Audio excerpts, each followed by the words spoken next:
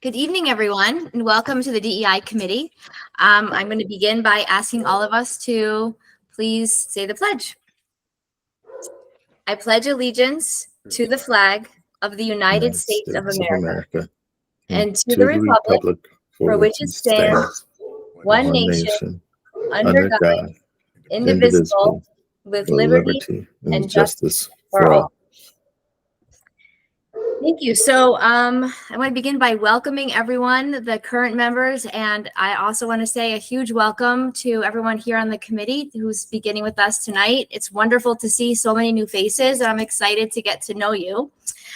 So I'm Nina Kaplan. I'll introduce myself first, but I would like to have the new members introduce themselves as well.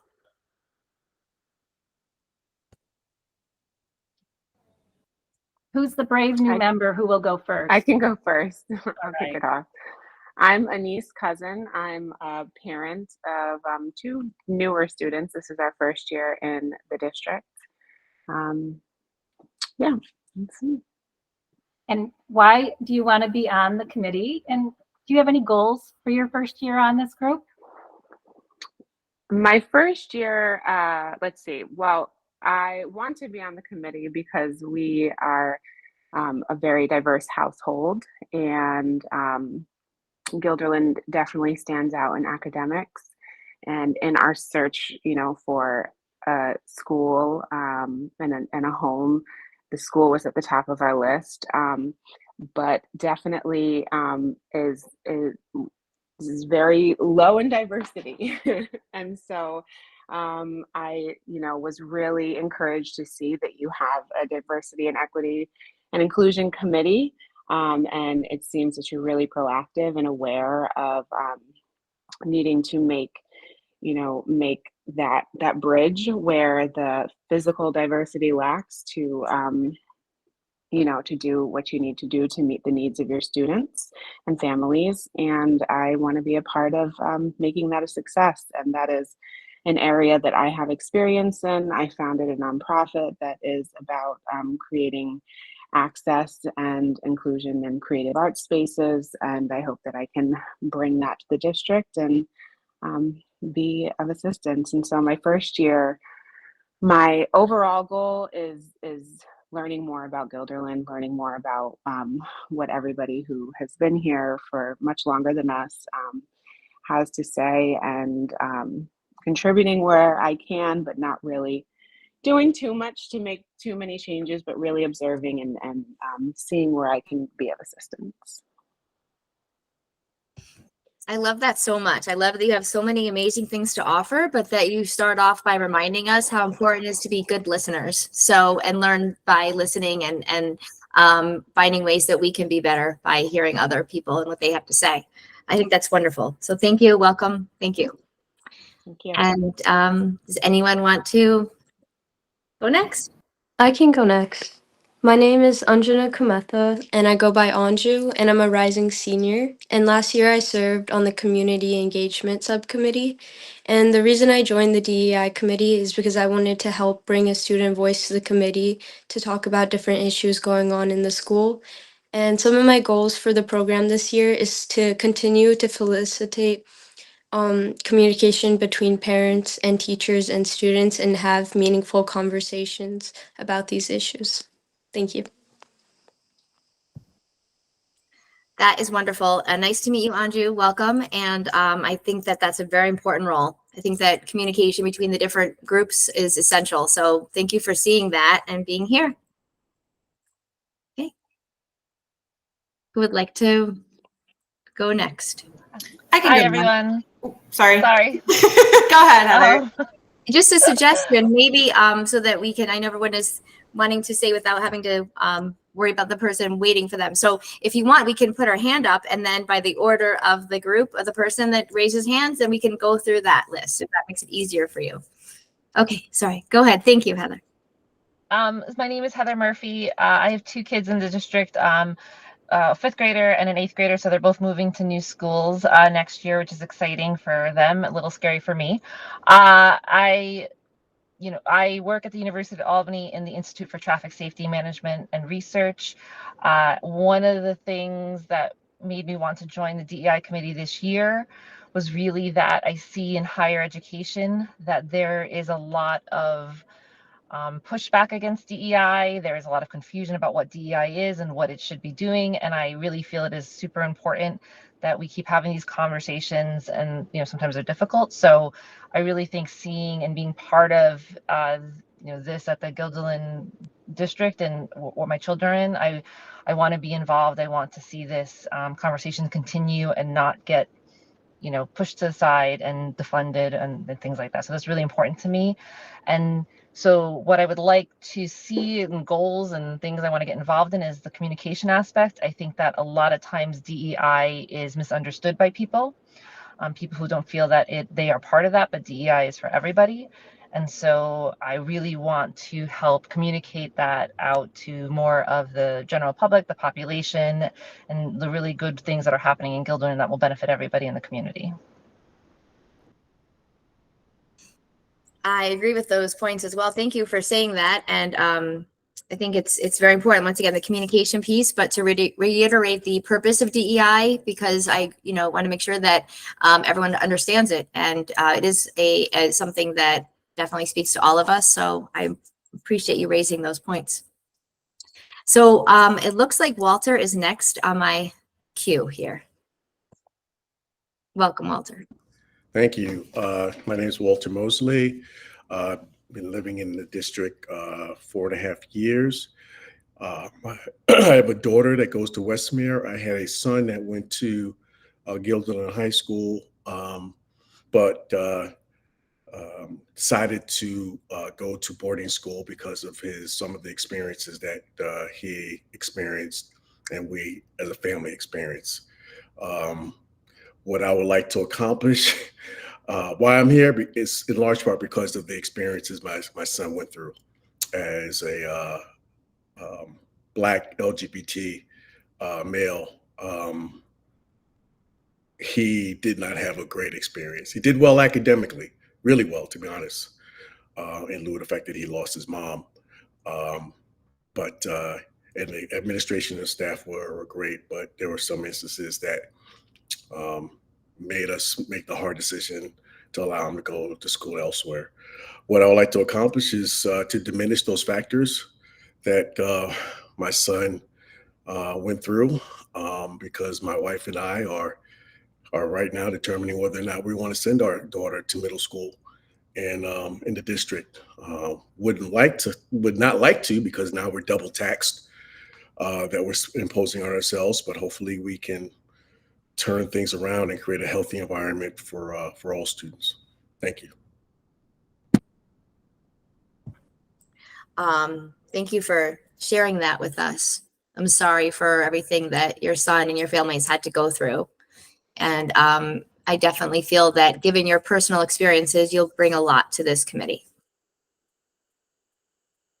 Thank you. Felicia, it looks like your name is, and if I pronounce someone's name wrong, please correct me. Very important, okay? So if I didn't say your name right, please correct me. But go ahead.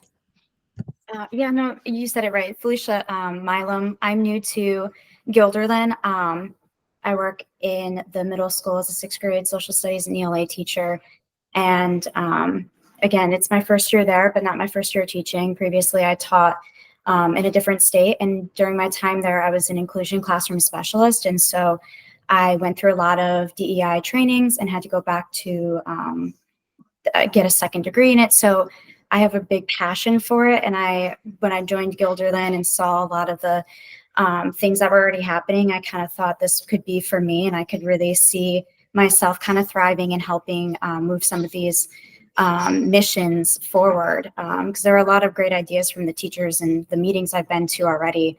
We're just trying to look for people to push them forward and get them started and going. So my goal is kind of that, to be able to kind of use my platform here and go back to the middle school specifically and kind of be able to talk to the teachers about what we're doing in our committee, and then going from there. I think, as it's been said, DEI is very much not understood by a lot of people, and so hopefully bridging that gap and being able to be that voice for population that needs it. is a part of my passion and goals. Thank you so much for joining us and for sharing those things. And I definitely see how being in the middle school and being with teachers and that part of the community, being able to represent that here will be extremely helpful for many. So welcome. And is it, I'm sorry, Annika? Annika? Yeah, it's Anika. Anika. Sorry. Thank you. Nice to meet you, Anika. My name is Anika Bupathy. I'm in 7th grade and I'm at FMS. I wanted to join the committee because I wanted to be exposed to topics I haven't been to before. And I also want to learn from all of you and learn about different issues that Guilderland's dealing with and different point of views. I hope I can represent the student body to the best of my abilities and I can learn from all of you. We look forward to learning from you.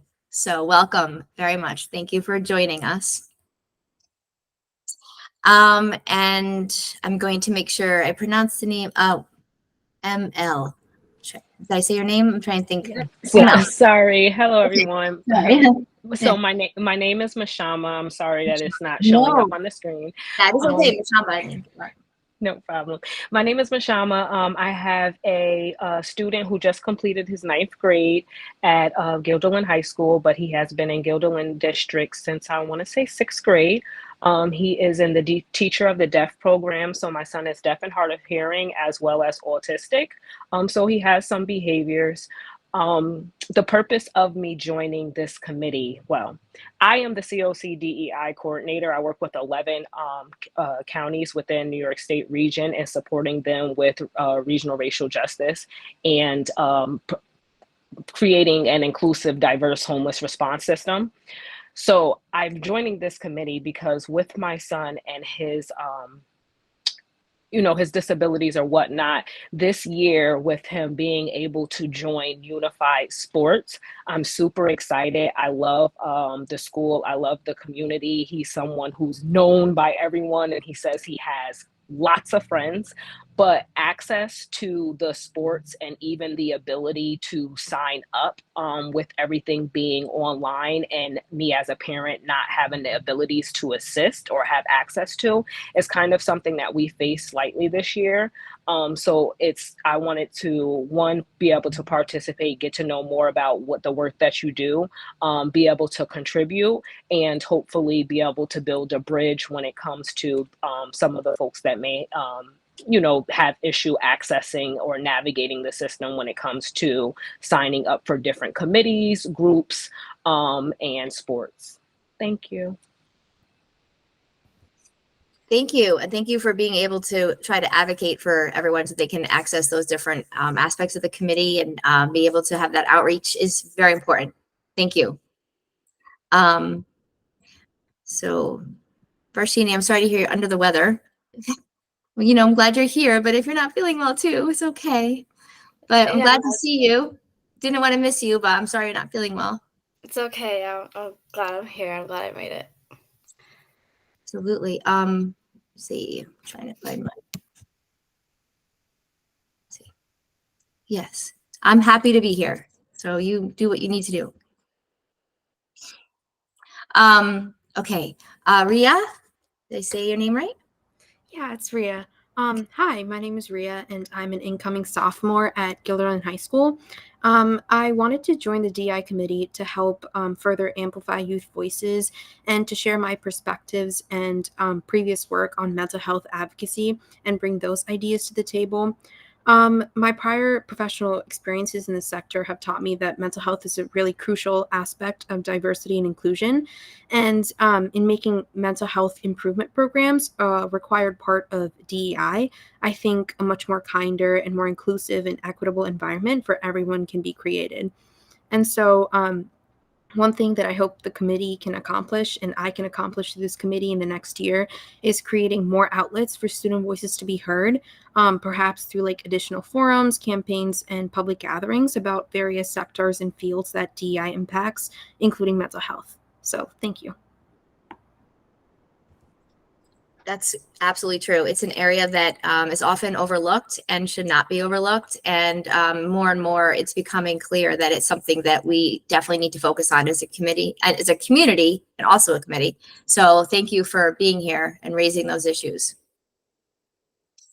Jody, welcome. Hi, everyone. My name is Jody. I'm a first-year teacher, not only to Guilderland, but ever. This is my first year teaching ever. I'm a 7th grade math teacher at Farnsworth Middle School. So I wanted to join this committee because as a college student, I worked a lot on different DEI initiatives. I'm someone who did a lot of research in college. So my first research project was about teaching mathematics for social justice. And with this first year of teaching, I kind of got to teach a few lessons where social justice issues were kind of spotlighted through the lens of mathematics, or we could find solutions through mathematics. And then I also did a research project in my master's program about how to support English as a new language, or ENL students. I actually got to travel to Albuquerque, New Mexico to work with 7th graders on their problem solving skills. We found some barriers to their problem solving. And then I was fortunate enough to get a job in Guilderland and work on our ENL team at Farnsworth. So I want to be on this committee because I want to continue to support specifically our ENL population as it continues to grow throughout the district. And to kind of, like Felicia said, destigmatize what DEI means, and to not only have it taught in language arts classes and social studies classes. I think that it's an important topic to teach everywhere. So having kind of that math background is a little bit unique too. Well, welcome to the committee and to the district as well. And I just want to say that I think that's wonderful that you're bringing in mathematics into the ENL students, and also to understanding diversity from that perspective through mathematics. It's definitely an area that I believe most people wouldn't think to connect those. So I really enjoy your outlook on that. So welcome. And Mr. Piscatelli. Hi, everybody. I'm Mike Piscatelli. I'm the principal at Guilderland High School.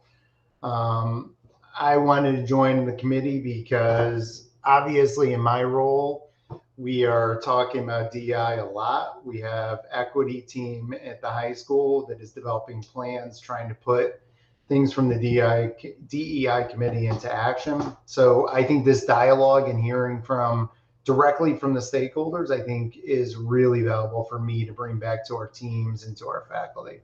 So that's the key. Absolutely. It's good to have you here so that you can help some of these wonderful ideas get put into action. So wonderful. Welcome. Anyone else like to add anything or say anything before we go on to the next part of the meeting here? Okay, so after a nice opening call to order, I'm going to move into the minutes from our last session, last month. So if you had a chance to review the minutes, I'll give you a minute or two to do that, and then we can approve it.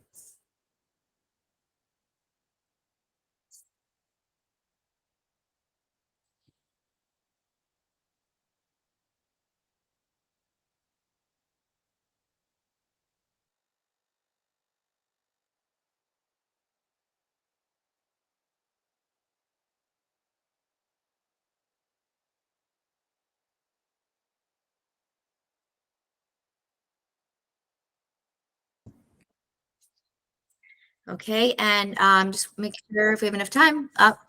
Mike, thank you. Chris, wonderful. Okay, first and second, excellent. Okay, so we can begin our agenda. We'll lead with the reports from the subcommittees. So community engagement, who's ever sharing out? Chris, thank you. It's easy because we did not meet. We tried, it didn't happen.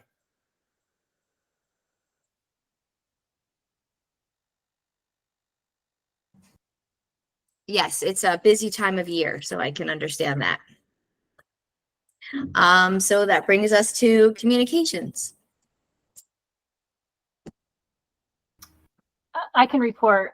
We met last week, and I don't have all of my notes in front of us, but we talked mostly about the video that our communications service has been gathering footage from all year long. The goal is to wrap it up at the end of the school year, culminating in our graduation ceremony at MVP. And they'll be putting together, it's kind of the story of Guilderland with a DEI lens. And we are looking for them to have a rough draft of it to share with the leadership team at our retreat in third week of July or so. Because we would like to use the images that they've captured to really kick off our school year, but also to unify kind of the work across our 7 buildings around diversity, equity, and inclusion. So that has been a big part of our work. We also talked about fireside chats, and I think the research committee or one of the other committees might have as well, to think about how we can re-energize those gatherings of our community, perhaps focused around a topic-based approach, or maybe thinking or taking a page out of the civil conversations discussion that we had at the last meeting in order to draw people in to begin conversations. So I think, Mike, you were at that one too. You were very comfortable on your patio, if I recall. Did I forget anything? No, I don't think so. No, I mean, we were talking about the video and how we could identify talking points so that as we start the school year, there's some consistent messaging that goes across the 7 buildings and all the other stakeholder groups. So. And that's it. Oh, that's great. I look forward to seeing that. Definitely. Did Student Voice get to meet? Yes, Student Voice did meet. It was a very small meeting. It was only a couple of us, me and a few students. And we had a really good conversation. I think what we focused on was how we wanted to re-envision the role that Student Voice, the committee, should be playing with respect to the students. There's been a big push all year to open the door for more students to participate. I think that call has been answered largely by the infusion of student voice that we have on our committee, and we want to make sure that we're able to do that. And we were talking about the different levels in the high school and at the middle school, maybe even having physical meetings in those spaces rather than virtual meetings alone. So that, among a number of different issues about things that students need in the importance of expanding student voice, was talked about. That's all wonderful things. I'm glad that students are increasing their voice literally by having more of them. That's wonderful. Good. Thank you. And then is research, and I will present out for that. So we met on June 12th, and we talked a lot about the climate survey first, because that's going to be first and foremost what the research committee is going to be looking at. It's going to be a way to give us an idea of the areas and the topics that seem to be coming up as concerns or areas where we can grow as a community in a district. The general feedback of the community will identify priorities and different opportunities for change and growth and improvement overall. And then we're going to be dividing the survey into different topics that can help to understand each of those topics with more detail. So, for example, when we approach the community and the different stakeholders, from parents and teachers and students, they can take a look at the broad different parts of the topics that may speak most to them. We talked about down the road, the research committee finding resources that could help each of those different groups understand the different areas or learn more about them, so that we can help each other grow as those areas that need to be worked on. It's kind of a secondary part of the climate survey. The idea being that in DEI, that there should be more of an active role in each of the committees, and maybe the research committee can help to facilitate that as a way to bridge the different groups together. If one committee is working on one area, that maybe the other that research can kind of help to link those two together by giving more resources, for example. Just looking at how to implement that and logistics of being able to make those connections is what we started to get into really big conversations about. But a lot for the research committee to work out down the road, step by step. Obviously, the first step being taking a look at the results into the summer, and then how the different buildings and different areas are going to, different committees can look at those results as focus points. Is there anything I left out from my research? Okay. And I believe that there's the calendar to look at for next year as well. Do we need to take a look at the calendar for next year? The draft for the 2024-25 meeting calendar? So Nina, I'll just jump in and say that Mrs. Sim and I tried to look for some level of consistency of meeting days and times so it can be a bit of a routine. But we were also working around regular Board of Education meetings and holidays and so on. So the dates in pink are what we are proposing. And we are open to feedback. If there looks like this will be problematic for a number of the individuals on this call, then we can go back to the drawing board. But we thought it would be a good opportunity to at least get this in front of you. We don't meet again until September. So if there's room and need for revision, we certainly can do that.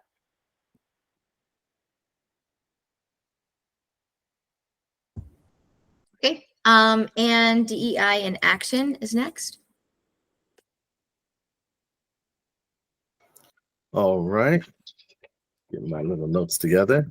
For June, Leah and I have been pretty busy. Leah more so than I think she's been all over the place. Leah was in Sherry Hart's ELA class as they joined a webinar with an author, Grace Lynn. I don't know if people may know that author, but they were able to have their students participate in that webinar with an author. Leah and I also presented a Four Corners activity for 5th grade students at Pine Bush as they're talking about the transitions and maturity. We were talking about just how to deal with diversity in their spaces, and we had a really good conversation with the students there. And it's always nice to lean into the elementary schools. I think sometimes they get the short shrift of the DEI work, but they can and do respond well at their developmental level when we do approach them. Leah joined Mike Piscatelli for the student forum on May 22nd. Mike, do you want to add anything about how the forum went? It was recorded for purposes, so. Yeah, I can chime in. We've been doing student forums all throughout the school year, and this last one we wanted to do something a little different, and we wanted to focus on one topic of students' experiences where the classrooms where they felt safe, comfortable, and engaged, and if they weren't, what were some of the reasons why. We had the forum, we had past participants in the forum participate in this one. And basically we talked for a little over an hour and 20 minutes, I'd say. And what we want to do is we want to take that forum. It was very good. We want to take that forum. We want to pare it down to 10 or 15 minutes. And then all of the high school faculty will watch that forum as part of a professional day and some activities we're going to do around. They're going to lead to equity walks next year. That's the goal. There's a lot of work that's got to be done to get there, but that's the start. So definitely, these forums have been steadily building. My notebook is busting every time that I go there. I take a lot of notes from the students, and that forum has been really helpful in helping me acclimate to the high school and learn more about the students and their perspectives. So that was the culmination of months of work and lots of student voices being heard. Lee and I also attended the annual student-led anti-hate rally that took place at the high school. Some alumni came back, including the former DEI person who was in my stead, Matt Pinchnat, did show up and participate in the day as well. Leah presented at the Pine Bush faculty meeting. She did a great job. It was a follow-up to a previous presentation that I had done, and it really went well. It's really actively. We wanted to pay a lot of attention to being active engagement and not a lot of lecturing in our PD. So I thought it was really well received, and there was a lot of activity amongst the faculty and a lot of great conversation. Leah helped plan the GHS math panel on June 6th. Guest panelists included Dr. Ivana Alexandrova, an associate professor in the Department of Mathematics and Statistics at the University at Albany. Oh, they're going to kill me with these names. Mohammed Jabahiri, the department chair and professor of mathematics at Siena College. Prachi Mandeka, the portfolio director for the Office of Health Information Systems at the New York State Department of Health. And Vasia Taylor, a fashion designer and owner of her own design company. Leah and I also attended the equity officers meeting at BOCES. So regionally, we were at the Capital Region. We are helping the region to develop affinity groups and helping to take the lead with 2 other DEI personnel in the district to provide affinity spaces, or at least get the groundwork for that laid for the fall. And Leah also attended GES's Gilliland Elementary School's equity team meeting on June 13th.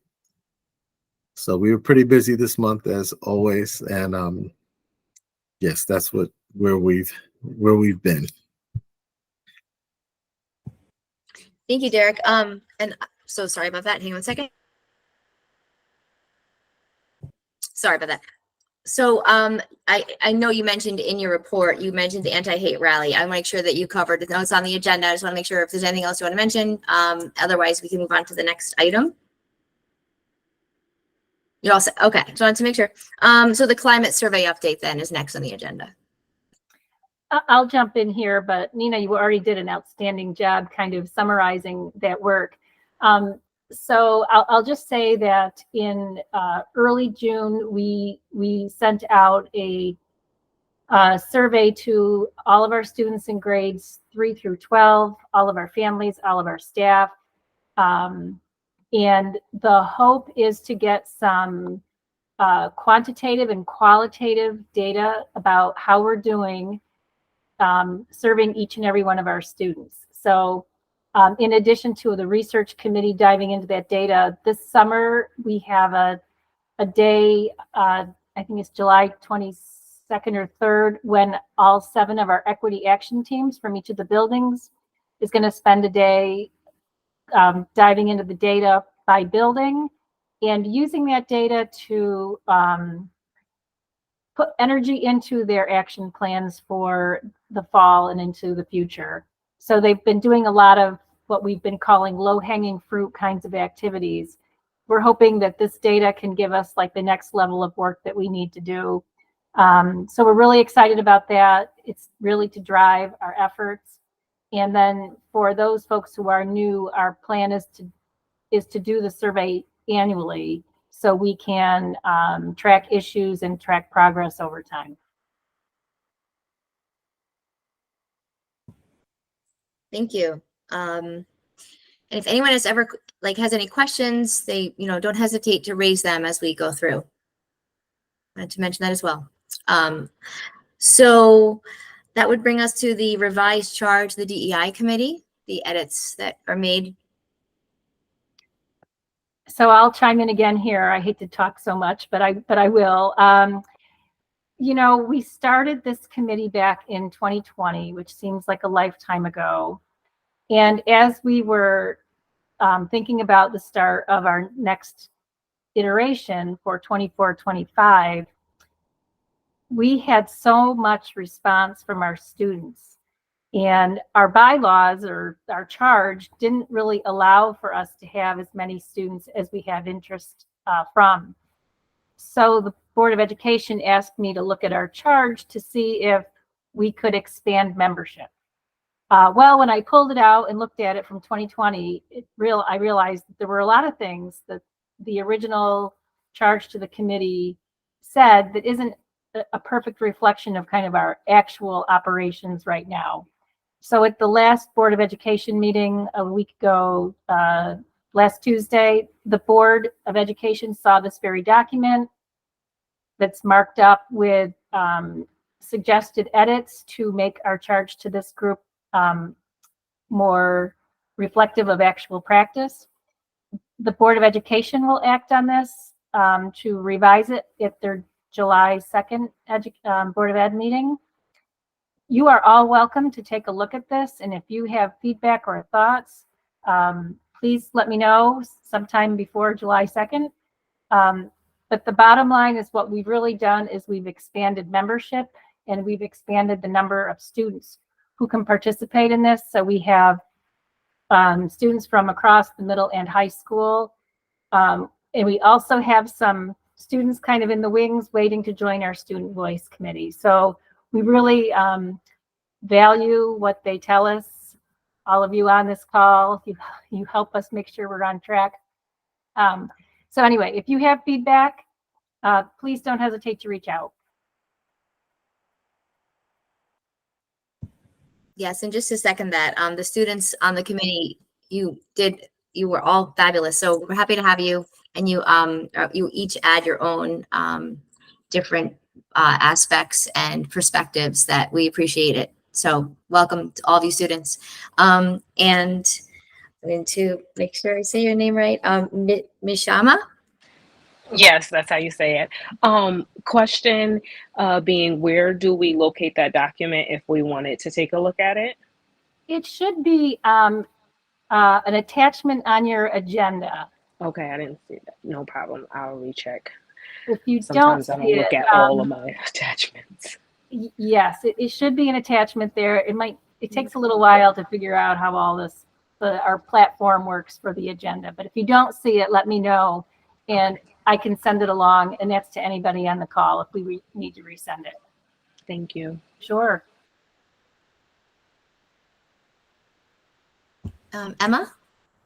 I was just wondering if when the climate and culture survey goes back out again next year, if there's going to be any revisions or in what the subcommittee works on the revisions. Well, Emma, we're not there yet, but my hunch would be yes.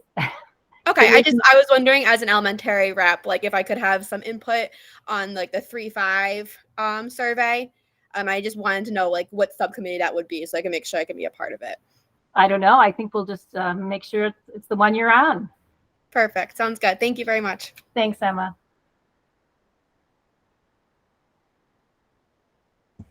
Any other questions? Okay, so it looks like that brings us to the learning component of the evening. And I'm back. I'm sorry, our dog just came in to visit me and was rumbling around, so I was trying to get him out before I had to turn my mic back on. All right. Today's learning component, I wanted to share a brief video. Some of you may have seen it, others may have not. It's short, it's only about 5 minutes long. But it's an extension of a conversation we had last time. I'm not sure if everyone is familiar with our civil conversations class and group that we have at the high school that is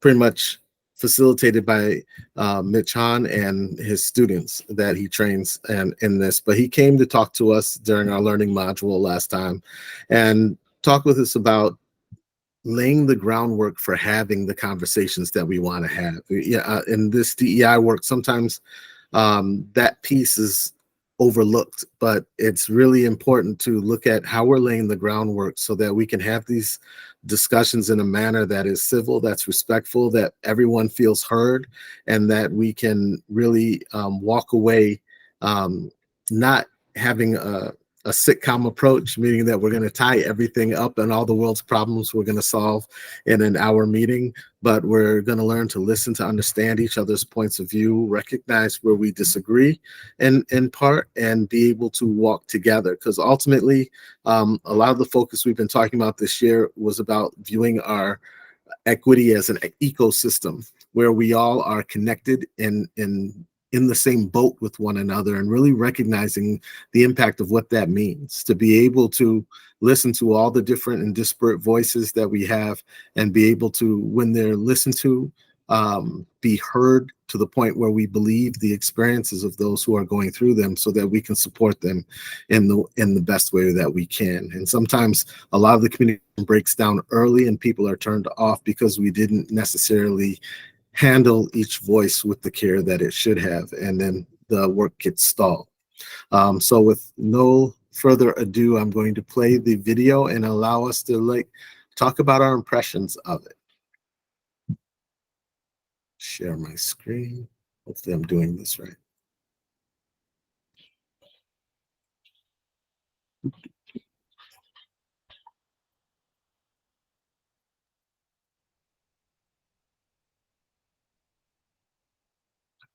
Okay. So everyone has had an opportunity to view it. What in the video stuck out to you about what she had to say?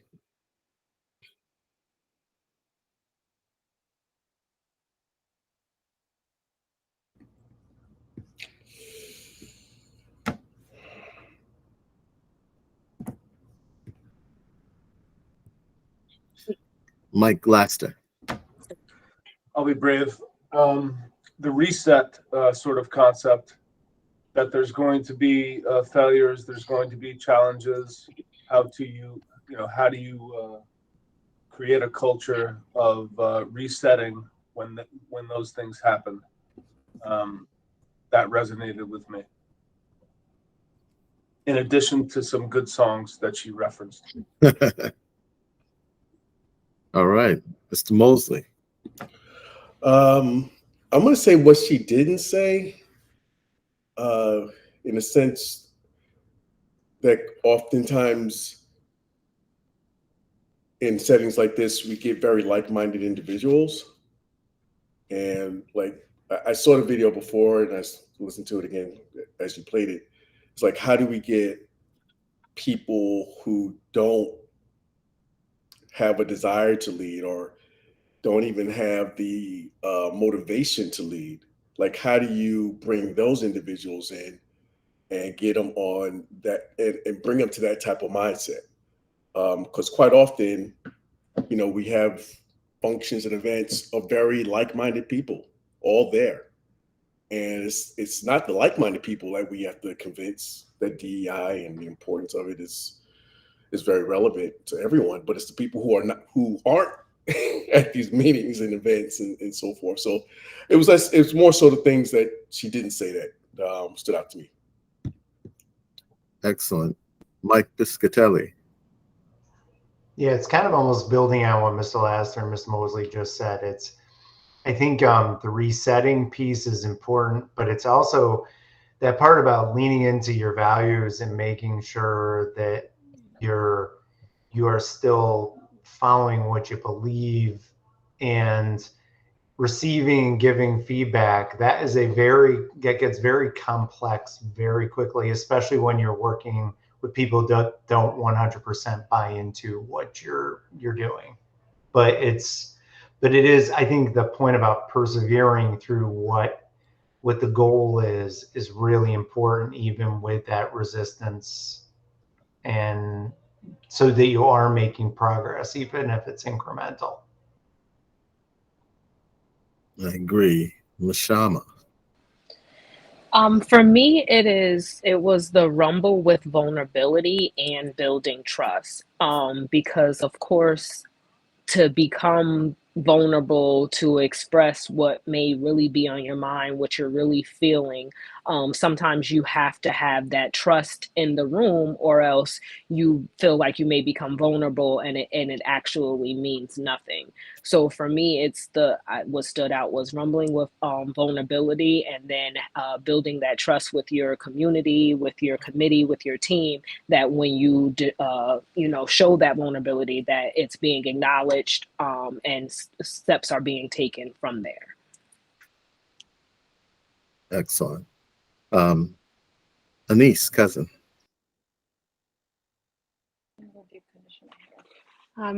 What stood out like right away, the first thing I would say, was her visual description of what a leader looks like. I think that for me, that isn't what I see when I hear leader. The image that comes to mind is truly somebody in the front of a protest. That is the visual that I see, and I imagine that over time that's changed.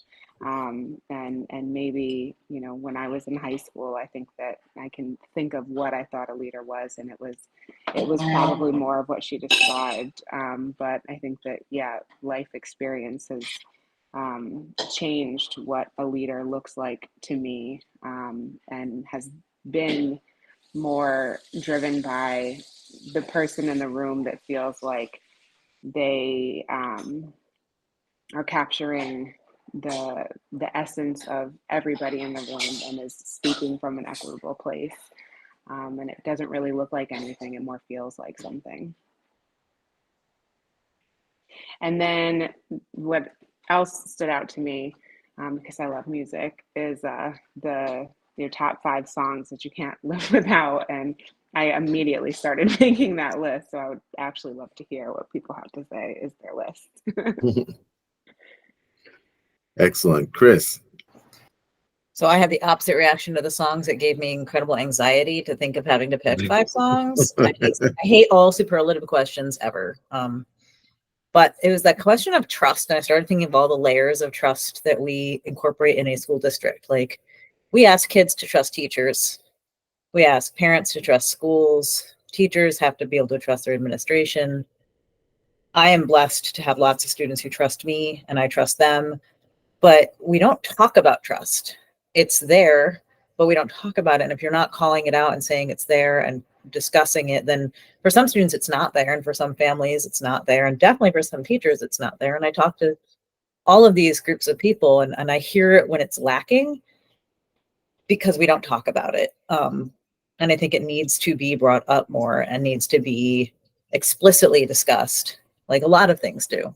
Like DEI needs to be explicitly discussed, because when we make assumptions or just think everyone's kind of in the same space, and then we find out there are people who aren't even on the same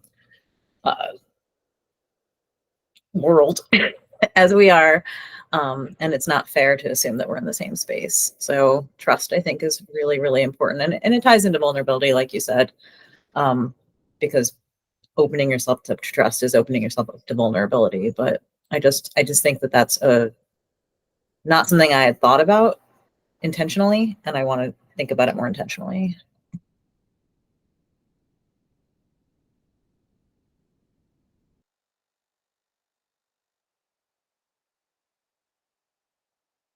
I'm sorry, go ahead, Nina. So along the same lines, I definitely think that all 4 of those categories have an overlap. For example, you can't be vulnerable without trusting yourself and letting others trust you. And if you are vulnerable, then you are subject to fail. And when we fail is how we grow. And those values are what guide us. So I definitely feel that all 4 of these components are all connected to the same idea of being comfortable with who you are, but also knowing that it's okay to not be comfortable. And that's how we can interact and learn from each other.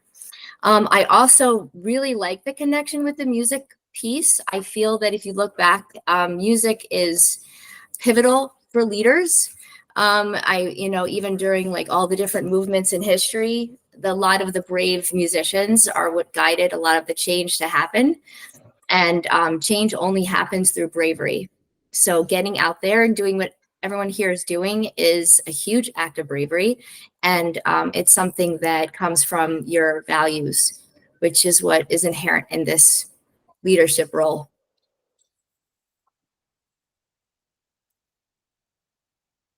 Thank you. I think you all hit on key aspects of what's being talked about here. And I guess I should give a little foundation or background to the book, Daring to Lead. What specifically Dr. Brown is talking about is creating courageous spaces. And in those spaces, he's saying in order to have a courageous space, we need these 4 skill sets.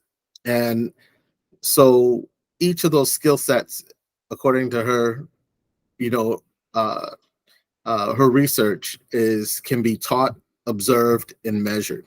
And a lot of times when people say, how are we going to build it? How do we move forward? How do we make it happen? Sometimes we need a roadmap or a design or a plan. It just doesn't happen by happenstance, right? So what her book and what Civil Conversations with Mitch Hahn offers is a roadmap. A roadmap to say these are the things we need to work on. These are skill sets we need to have. And when they're absent, we see them absent.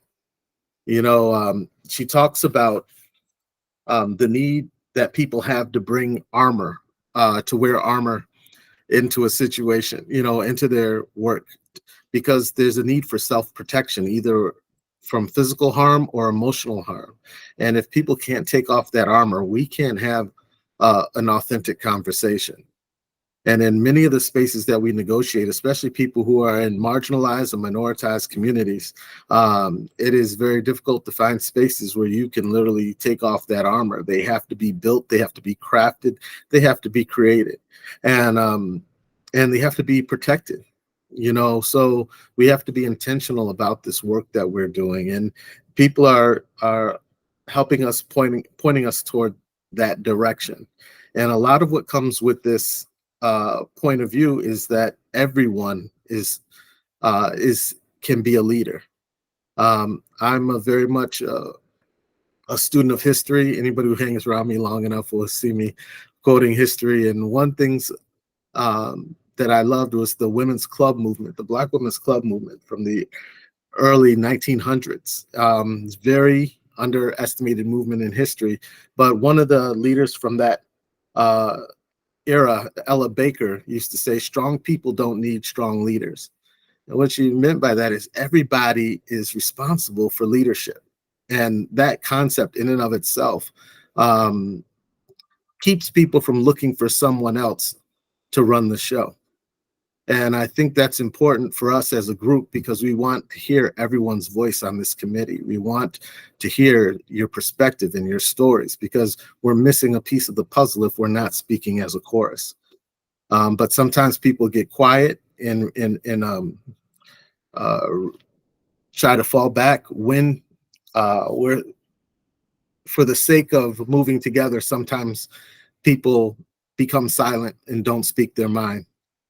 And it's important to make sure that we're aware that we need all of us to do this work, and everyone needs to be accountable, not just the people who have the roles, have the positions or are in positions of authority. I'm glad that people like Maria are here, our Board of Education members. We got people who have some pretty significant positions of authority here, but they can't do it by themselves, and nor can they make these things happen. It is a group effort. And again, I hate to beat the dead horse, but in the ecosystem approach, we're all taking accountability. We're all interconnected. We're all necessary. So everybody who is on this call, from the youngest student to the oldest person in the room, every voice is necessary.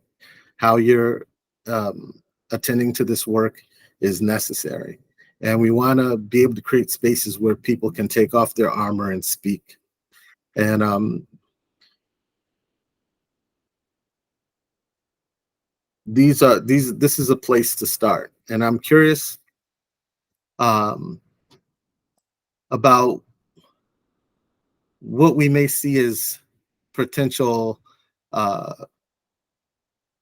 difficulties in doing this work, or challenges for ourselves to getting to that place, and what do we see as a strength to doing this work that we bring to the table.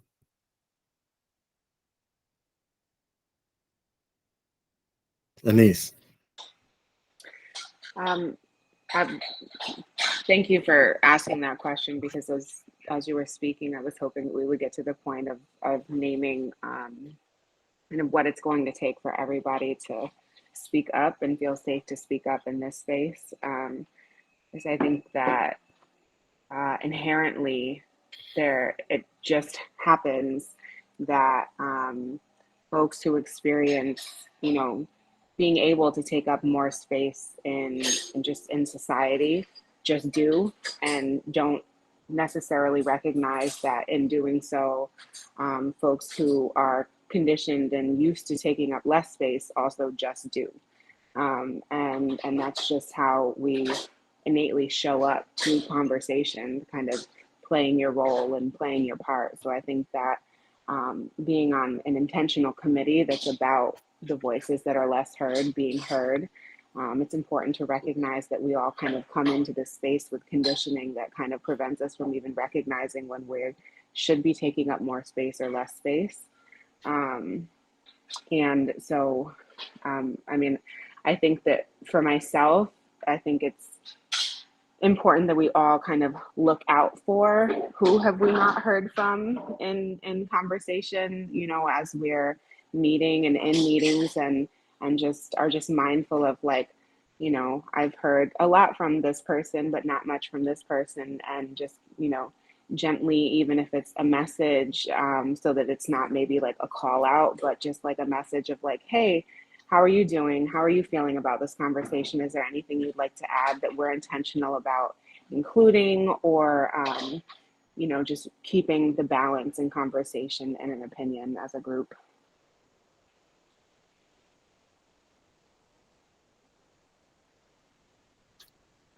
Excellent. Thank you for sharing that. I think that's an important piece of this puzzle as we do this work.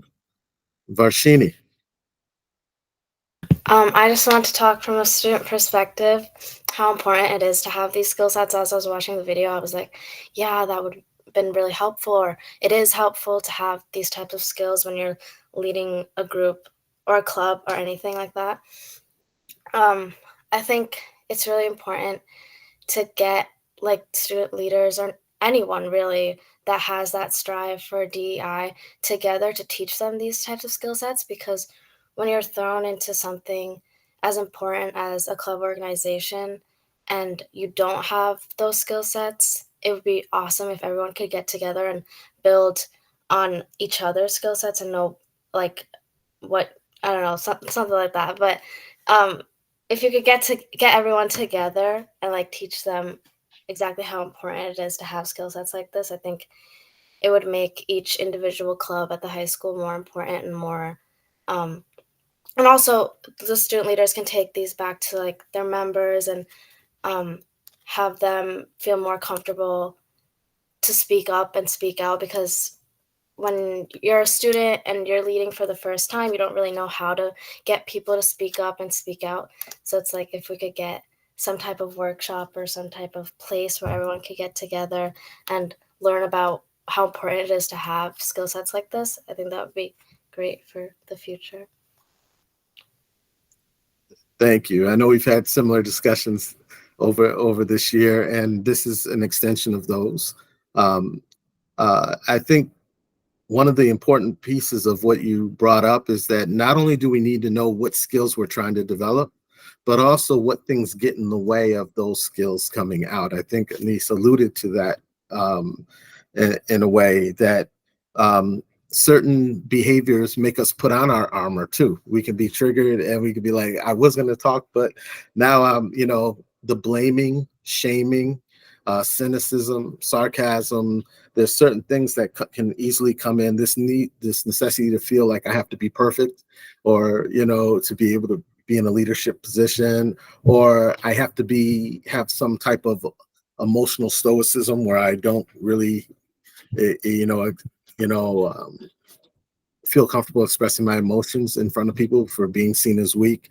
So that, when we talk about, leaning into this vulnerability and living our values and braving trust, we have a responsibility to each other, sort of to keep each other accountable. And sometimes we don't always feel comfortable doing that, but that is the work. You know, if we're going to do this work effectively, we have to know when we get off track, and some behaviors may pop up that are inhibiting people speaking up as well, and being able to speak to that. So we got our work out ahead of us, and I'm hoping that we can continue down this road. Like I said, we have some people in our district like Mitch Hahn who've been holding these conversations for quite some time. And there's a body of work. Brene Brown is one of many, but I like her work, to be honest with you, about daring to lead and be able to create these spaces. Jody. I'm going to piggyback off of a couple different ideas that I heard, but I think the first one was that Walter said that we were all like-minded individuals. Like, we're probably all here because we think of ourselves as leaders in some sort of capacity. But something that Chris said was that whole piece about trust. And I think that a lot of people who already consider themselves leaders, or who are seen by a lot of other people as leaders, think that trust is inherent. And I know that I'm guilty of that. Like, as a classroom teacher, you know, teaching my students, telling them whatever, that they're going to trust me. I'm their teacher. But I think that we have to keep in mind as we communicate to students, community members, each other, that trust isn't something that we can assume that we have from other people. That's something that we have to build through our actions, through our words. And like Chris was saying, something that we need to be really intentional about. I agree. Building and maintaining trust is important. And I will say, as a very brief aside, because I don't want to put anybody out there, but I think Chris alluded to it, that trust issues are huge right now in our district amongst a number of different stakeholders. And to not acknowledge that is to just is to be, you know, missing part of the point, that there's an atmosphere that we have to go in and literally create these spaces. These spaces are not ready-made. We have to go in there and model that behavior and stand up and stand out in that respect. And it's going to take a lot of bravery. I always say young people need safety because they can't always advocate for themselves, especially in our elementary schools, you know. But as we get older, you know, as people begin to stand up and advocate, we need to create brave spaces or courageous spaces where people can come into and fiercely guard them for each other. And one of the things that is connected to trust is, I think Mike brought it up earlier, and I can't remember who else.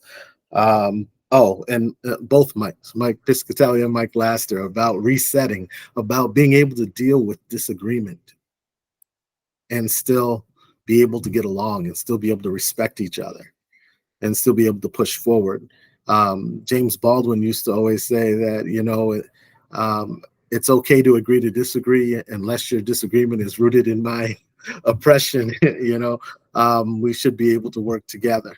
And sometimes we have to acknowledge that we're not all going to see every issue the same way, even though we may be like-minded in the general need consensus that DEI is necessary. How we may go about doing it may be disparate and varied, and that's okay, as long as we are connected and moving in the same place, and that we realize that we're in this boat together. And sometimes instead of pushing through some of those disagreements, people begin to say, I've had enough, and they walk away, and that's when this work tends to stall. It's hard to trust people you disagree with, and more so than people you do agree with. But ultimately, we have to trust that what holds us together is bigger than what differentiates us, and be able to move forward. And that's difficult. It's not always going to be easy. I'm not going to say that this work is easy. What I will say is it's extremely rewarding, and that it will be self-sustaining when we do, if we do commit to these types of principles. Mashama. Thank you. I just had a few questions. I mean, thank you for all of that. Completely agree with everyone in regards to becoming a leader. But I had a few questions in regards to this committee that for this to be our first meeting. I was just wondering if they were going to be addressed at some point or if they are there anyway. One of those questions being, does this committee have a strategic plan? The second question being, how does one participate on the subcommittees, or are all the subcommittees in the school with the students? And the third question is in regards to the initiatives that the students are pushing, or like the climate, whatnot. How are those initiatives being created? Are they being created in the level of those individual subcommittees? Are they being brought to this committee? I'm just trying to figure out, when we come to these meetings, are we only going through reviewing updates from work that's being done, or are we contributing to the work that's being done? I'll jump in here and then others can help. Those are great questions, Ms. Shauna. So to your first question about a strategic plan, probably not with a capital S, if you know what I mean. But we have 4 working subcommittees, and you will get a survey from Mrs. Sim soon asking you which of those committees you want to serve on. And honestly, that's where the work happens. Those groups meet roughly once a month and take up projects and so on. And in this forum, we report out on them so the committee knows where they are. But the work happens at the subcommittee level, and the subcommittees are comprised of a number of people on this committee, but also other individuals who are not on this big committee can also be on that group. So we have individuals who care about the work, but are not appointed by the board to this committee. So that's where the work is. What am I missing, Derek? I definitely wanted to pay attention to the charge that was attached to the minutes. If you don't find it, as May had said earlier, definitely let us know. The charge was initially created to guide the work of the district committee. And we are now saying it's been 5 years, about 4 years, and that we're about to, we need to revisit that and look at what our charge is as a district committee. So you'll be part of that discussion and helping to shape that as well. That is connected. And the other thing I will say is that our building level DEI committees will be looking at the data from the climate survey, and they will be developing what we call SMARTY goals. I know you may have heard of SMART goals. We just added an I and an E for make sure that they're inclusive and they're equitable at the same time. So each building will be responsible for developing those goals and pushing them forward. Again, with our ecosystem approach, we want to make sure that everybody is aware of what we're all working on, so that we're not reproducing the same things, but we also can convene back and say, wow, we need to amplify that voice. It really worked really well at the elementary schools. Why don't we try this in other parts of our system? So we want to make sure that the communication is better. I think we alluded to some of the logistical concerns about this work. There's some overlap between the committees, but there's also time that everyone can do their individual work. But if we get too far away from each other, that we're not communicating, that people get siloed, and then the work starts to fall apart. So we want to keep everything as integrated as possible and keep everybody in the know. So we're glad for the as we take this turn with the new committee members, that we try to keep this a tightly wound together group, that a web of people who are all interdependent and working with each other. Thank you.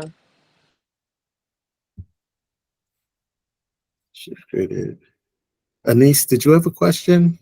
I saw your hand go up and then it came down. Okay, I just wanted to make sure. With regard to the learning component, is there anyone who has anything that they want to share with regard to what they saw in the video?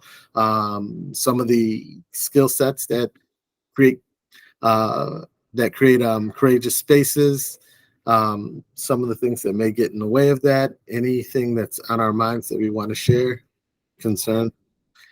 Shreya. So I just wanted to add, that like there's a lot of students at the high school who wouldn't identify as a leader because like they don't see themselves as like the stereotypical definition of a leader, you know, like if you're a high school student, that would be like, you don't know, I mean, it could be like I'm a president of this club, stuff like that.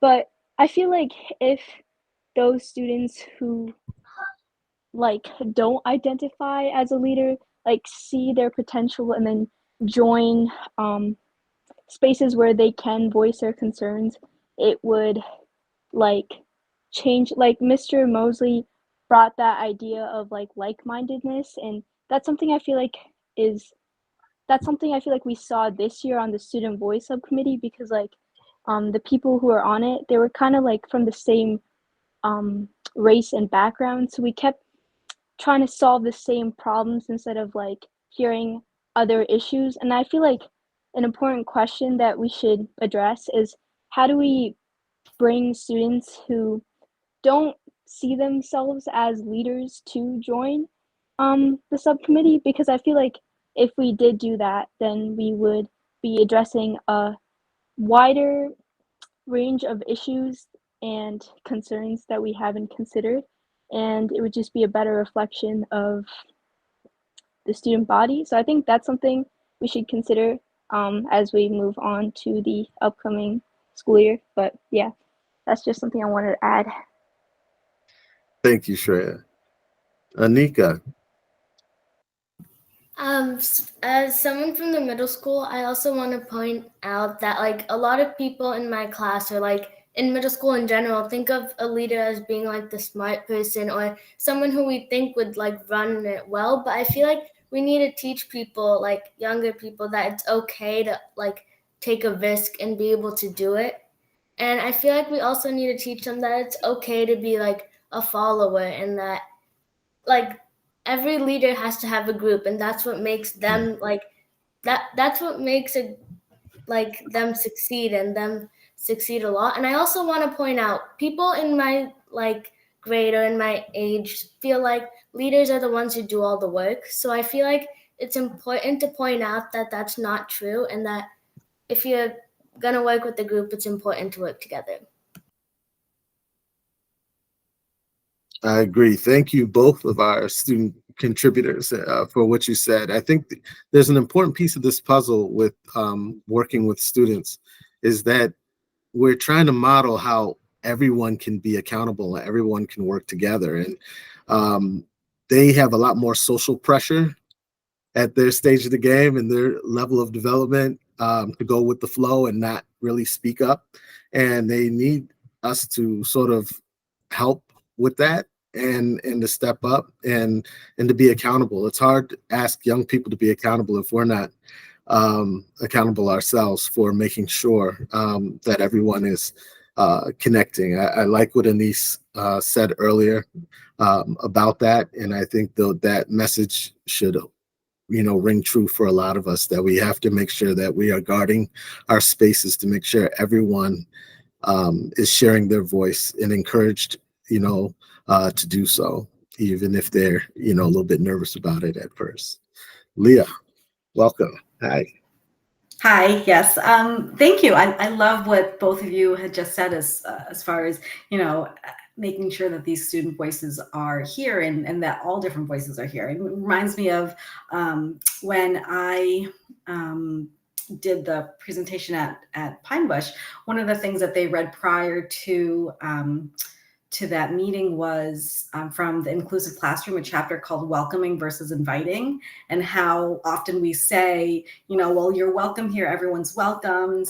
But, there is this difference, like a feeling when someone like really, they invite you. Like, no, you're invited to this. I see something in you, and I think that you should be a part of this, rather than just kind of this general welcoming. So I think, and in hearing from all of you, especially people who are new, the people in your lives, your children or your classmates or students, you probably see people too that, would love, like we would love to have them be a part of this. So please invite people to be part of some of those subcommittees, because I think it's really important that we hear, many different voices. So thank you very much.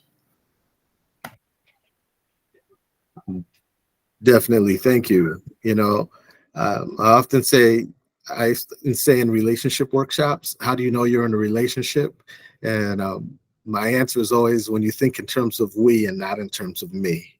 And if we can get more of us thinking in terms of we and talking about us and we and how we move as a group, it will be more inclusive and bring people into our fold rather than always with the me. You know, thinking in terms of we helps us all grow together.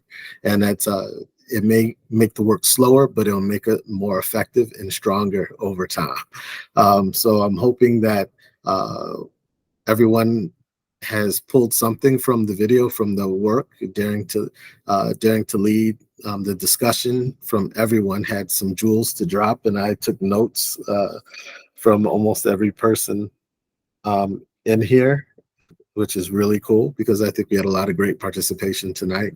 And I want to thank you for your participation. I hope that's more to come. And I want to put this back in the hands of our leadership so they can move us toward the rest of the agenda. Yes, I'm going to second that, Derek. I'm very, very impressed with everyone, and the students always amaze me. So thank you. So to conclude the evening, we want to recognize and appreciate our outgoing members.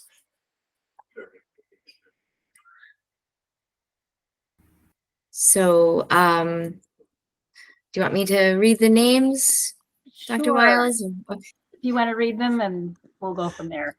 Sure. Okay, so let's see. I'm going to get everyone here. So Christina Jagger, I believe you're one of hers. And Kylie, I don't know if Kylie's on, or she's still on there, right? So make sure I know who's there.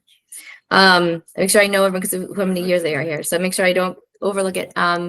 Mary, are you one of, if I'm mistaken, let me know. Make sure I'm not jumping to it. Barshini, I'm going to say goodbye to you. Know that you're graduating as well.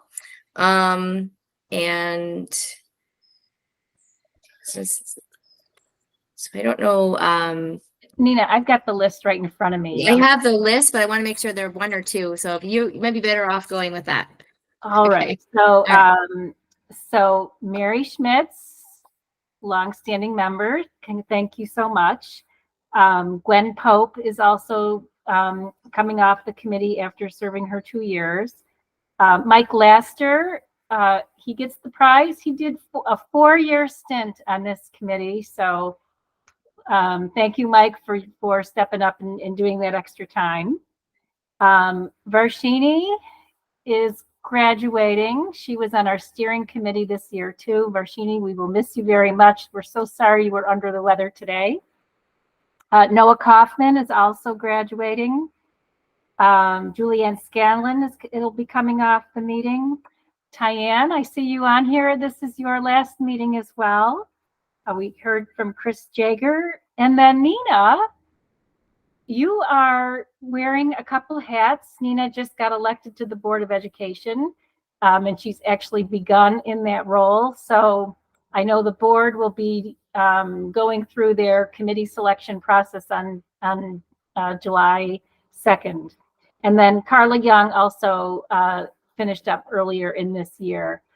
I just want to say thank you so much to all of you.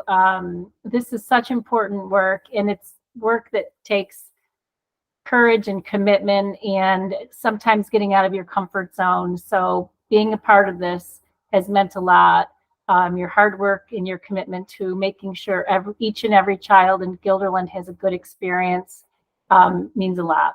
So on behalf of the school district, my thanks, and I know the Board of Education's thanks to all of our fine committee members. Yay.